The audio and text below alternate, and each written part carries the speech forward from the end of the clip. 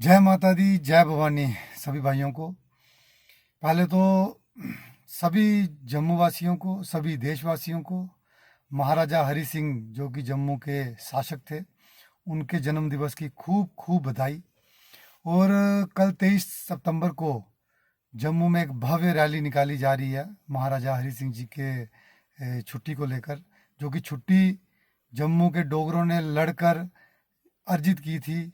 जो ये जीत हमें प्राप्त हुई थी कि इतने समय बाद एक महाराजा जो जम्मू के शासक रहे हैं, उनके काम को देखकर, उनके कारनामों को देखकर हम सब बहुत इमोशनल हैं, बहुत सेंसिटिव हैं, बहुत अहोभाव रखते हैं उनके प्रति।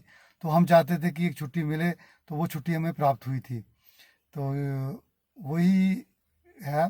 और दूसरा, इसके साथ जो इलेक्शन चल रही है अभी, उसके ऊपर आते हैं कि दूर दूर तक हमें कोई सरकार बनती दिख नहीं रही। और मेरा अपना मानना है कि ये एक आई वॉश किया जा रहा है जम्मू वालों के साथ इलेक्शन करवा कर।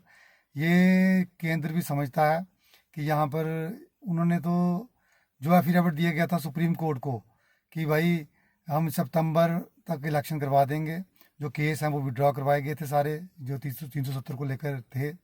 तो सुप्रीम कोर्ट ने भी फैसला दिया था कि हाँ वो सब ठीक है, जो सही तरीके से 370 का जो आपने अमेंडमेंट कराई है, इसमें कोई वो नहीं है, त्रुटि नहीं है।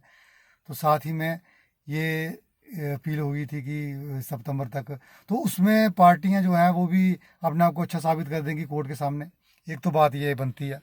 दूसरी बात तो ये है कि जम्मू में अभी रैली हुई, प्रधानमंत्री जी भी आए थे, तो उन्होंने वहाँ के जो लोकल निवासी हैं, बारीदार कम्युनिटी है, इनके लिए 10 साल पहले बोला था कि हम एक ठोस आपके लिए कुछ ना कुछ बारीदारों परिवारों के लिए, बारीदारों के लिए हम ठोस कोई कदम उठाएंगे और कोई ठोस हल निकालेंगे। लेकिन वो ठोस हल तो ठीक है, लेकिन इस बार उन्होंने उस तरफ गए ही नहीं, मोदी साहब। तो उस तरफ गए ही नहीं और बारीदारों को, लेकिन बोर्ड की तरफ अपील हुई इनडायरेक्टली कि वो उनके लिए हमने ये किया वो किया। तो लेकिन जो जनता है कटरा की, वो कह रही है कि ये सब बातें हैं, ऐसा कुछ इतना हुआ नहीं है कुछ भी, उनको गलत गाइडेंस दी गई है। तो लेकिन यहाँ से एक चीज़ साबित हो जाती है कि वो इतने ज़्यादा सीरियस नहीं है बारीदारों को लेकर अभी भी। और वो जानते हैं कहीं ना कहीं कि जैसे अभी थोड़े समय पहले ही हमारा स्टेट का दर्जा जो है वो ले लिया गया था, और ऊपर से जो उसके बाद फिर एलजी साहब को पूरी ये भी जिम अपने जो पावर्स हैं वो सब दे दी गई। यहाँ तक कि अभी सिर्फ मतलब एडिशनल अपने जॉइंट डायरेक्टर तक ही संबंध रखेंगे इनके साथ, नेताओं के साथ। उसके ऊपर डायरेक्टर जो हैं वो सीधा सीधा अभी भी सीएम के साथ ही रहेंगे, मतलब कि डी ग्रेड हो गया।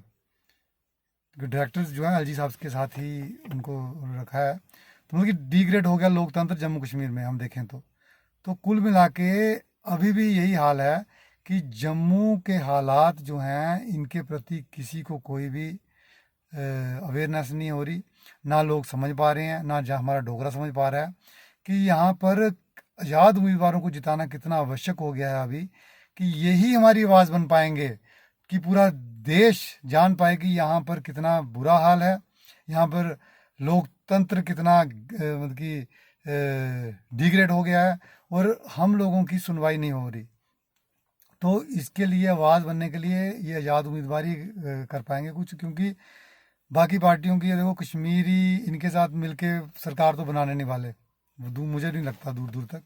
तो सरकार अगर नहीं बनी तो ये भी आगे थोड़े दिन देखेंगे, फिर उसके बाद यही विचार होगा कि भाई शुरू हो जाएगा अपना हॉर्स ट्रेडिंग या खरीद खरीद फरोख्त कैंडिडेट्स को लेकर। ये इसकी जब वारदातें आने लगेंगी तो ये अपील कर देंगे ऊपर कि भाई यहाँ राष्ट्रीय शासन लगाया जाए, फिर राष्ट्रीय शासन ही लगेगा। तो ये आई वॉश किया जा रहा है जम्मू को लेकर, डोगरों को लेकर, तो इसके ऊपर हमें ध्यान देना चाहिए। तो इस बार के चुनावों को अगर कोई दिशा या कोई उसकी दशा बदलनी है, तो यहाँ की आम जनता इसको इसके प्रति अवेयर हो जाए और सजाग हो जाए। धन्यवाद।